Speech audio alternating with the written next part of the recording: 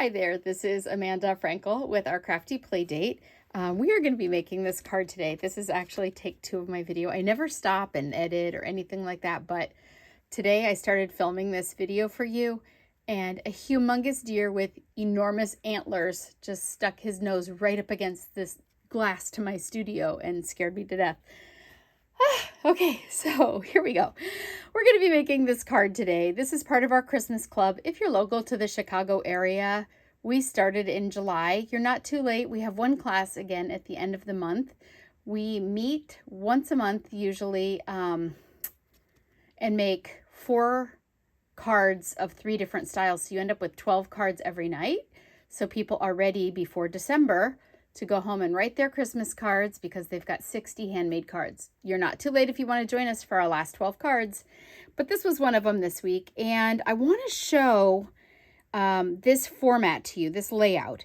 It's kind of elegant, and we'll talk about the different papers I used and how I went about doing it. But I wanted to show you some ideas of different things you could do with this. So this is Christmas. Here is a birthday. Also made with scraps. These are old scraps, literally, that I found just kind of hanging out in my studio. I mean, really, scraps. From a paper called, yeah, I don't remember the paper's name. Sorry, I would tell you. Oh, Cherry on Top. Yeah. Anyway, birthday, just punched out a little balloon and put it on there. Or this one is a thank you card, a little more elegant. It's the same format. Instead of making these topsy-turvy, I just did them straight across. So I'm going to show you how to go about doing this, and I'll tell you while I'm making it how to do it this way as opposed to this way if you prefer it. So it just kind of depends on what you like. Okay, so let's get started. I just wanted you to see that you could really use this same layout for a lot of different events. Okay, we're making Christmas. So we are starting with a cherry cobbler base like this. I'm putting on my glasses now, guys, because I'm old. Oh my gosh, that deer scared me to death. I just glanced up while I was talking, and there he was, and I froze. I froze, he froze, we were frozen, staring at each other. Okay, so cherry cobbler base. This paper here is just our basic white. It is actually, normally a normal size panel is 1/4 of an inch smaller than the outside base. So if this is right here, 5 1/4 by 4 1/2, sorry, 5 1/2 by 4 1/4, just to confuse you.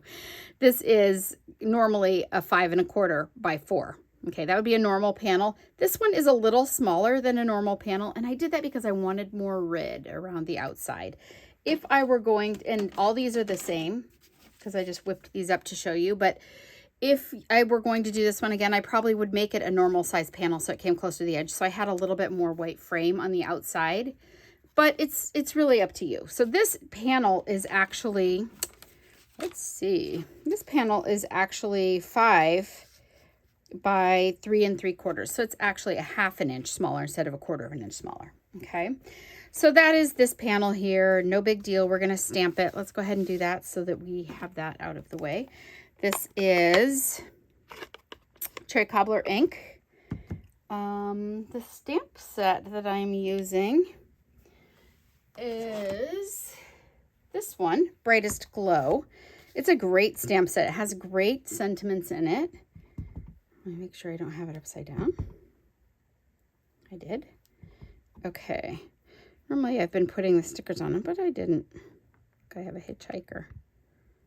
I have a little hitchhiker here. Oh, see that? I rocked. I rocked. All right, I'm going to flip it over because we have 2 sides on our paper. I'm going to try not to rock this time. I actually am supposed to be in a wrist brace right now.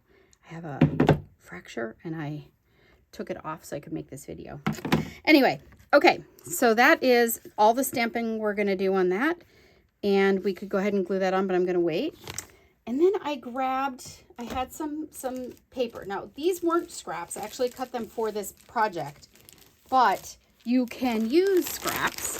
I'm using actually 2 different kinds of paper, two different papers. This one is Joyful, and it is 4 different papers. Yeah, 4 different papers. You get 2 each of them. They're all gold foil and they're plain on the back. We don't do this very often. This is a specialty paper, but you can see that you can really just use this as an accent, and it all has gold foil accents to it. That is the 3 alternating, right? 1, 2, first, third, and fifth. The other paper that I used is Joy of Christmas. And you can see that's one of the ones that I used.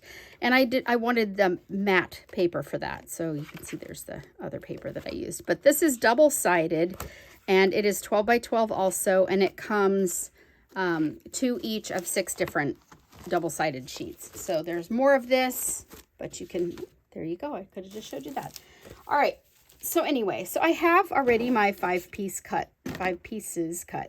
So that I could really show you a comparison with these other cards, I all made these pieces the same size, but you can actually do some wider, some thinner, some taller, some not quite as tall. It is up to you. All right. I'm just going to teach you the general layout, and you can play with it a little bit because it's kind of cool. All right. The next thing we're going to do is we are going to grab, this is the big trick. This is the big, amazing trick that you're going to love. Because how do you get those right in the right places? You take one of these. So when you cut that standard panel that I was talking about earlier, that's only a 1/4 of an inch smaller from an 8.5 by 11, you're literally cutting a 1/2 an inch from the long side and a 1/2 an inch from the small side, and then cutting that in 4, and you've got 4 pieces. So you have this long one left over. So it would be 11 by a 1/2 an inch, and then you're going to have a shorter one left over too. I need about 4 inches, and I do not have to be precise. I don't need to, get out my trimmer even. This doesn't have to be a straight line. As you can see, it can just look like this. And so this is just scrap. Save these, because if I had, when I stamped this and I had that halo around there, if I didn't have another side of my paper, because I did it twice, I would just cut a piece here really nicely, do a good job with your trimmer, stamp on it, pop this up on a dimensional that says Season's Greetings, and people would think that it was intentional. I just popped that up, maybe put a little doodad on there, and they would think that I meant to do it. Okay, so save these things when you're not using them like that. Okay, 4 inches-ish. All right. So what I'm going to do, I'm really going to use my grid paper. If you do not already own grid paper, why not? You're crazy. I use it all the time. I use it to catch extra glue, and I write on it, as you can see. I spray on it. I do all kinds of things on it. It doesn't get through to my table surface, which is great. But it also has this grid on there, and it helps me measure. And the way that I'm measuring is kind of loose. All right, so I'm going to put them in the same order that I have in the other card, just to be easy here. And the next thing I'm going to do is I'm going to take my multi-purpose adhesive here, and I'm going to run just a small bead. Please help me. Please help me. Please work for me. I knew that one was super low. I just need to hang him upside down. Okay, I'm going to take my, not that much. Usually you run a really small bead of glue right along there. This is not going through a wind tunnel. This is just holding it in place. If you use a tape runner for this and you put these pieces down and don't like how they are, you can't move them. They're done. So that's why I use the liquid glue on this. I start at one end. Oh, it's so gluey here. I don't want to get my hand in it. I'm going to hold that kind of still, and I'm going to put my first one on, and I'm going to see where it tips to. Okay, so it's going to tip to this line here. See this line here, right at the 4-inch line. And my second one is going to also tip the opposite direction, but also to that same line down here. My third one is also going to tip, but to the same line. My fourth one, you see how easy this is, right? You're saying, oh my God, she did that so quickly.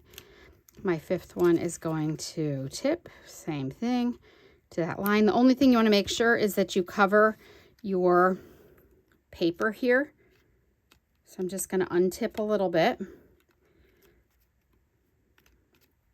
There you go. You can tip as much or as little as you want. These are a lot more tipped than those. I just overlap them. You could put the middle one on the top, so you kind of work from the outsides in. Whatever works best for you, but I think this is so easy. Okay, I wanted to tell you how I did this one real quick. Same thing. I used my grid paper. I just went down one. The first one would be to here. The second one would be to here. The third one here, here, here, here, here, here. So I just alternated where the bottom was and gave it one. These are 1/4 inch squares. I just gave it 1/4 inch of a bump, and it was super easy to do. Super easy to line up. No ruler involved. All right, so these are on here. They're all glued to that strip. And now I'm just going to grab a couple of dimensionals. When I say a couple, I don't mean that many, but my hand is not very coordinated right now. It's so bad. I'm not supposed to be out, but you know what? It's very hard to tie bows and stuff. So what are you going to do? Not coordinated. All right. You should see my hair lately. It's very interesting. Very interesting. I can brush it, but not well with my left hand. And I can eat, but not well with my left hand. So I'm just messy all around. All right, I'm going to just put that on there, stick it down, flip it over, add my glue, and we are done. If you like any of these things, the stuff from the other cards, it's not current anymore. I just grabbed scraps from different things that I had. But if you've got scraps, but if you love these papers, who could blame you? You saw what they were. I will list them down below. Oh, I almost forgot my little gem. My little gem is from a pack called Festive Pearls, and it's just one of these little gold ones. There you go. Now I'm done. I would glue a white panel inside also, and that would be all she wrote. If you see something that you like, everything will be listed below. If you don't have a demonstrator of your own, I would love to be yours. If you do, please support her. It's Christmas, and she or he is probably, gearing up for Christmas. So anyway, if you see anything you like, please feel free to click on the link below. I'll take you right to my store. And if you're in the area, come by for a class. We have some fun. All right, have a great day. We'll talk to you later. Bye-bye.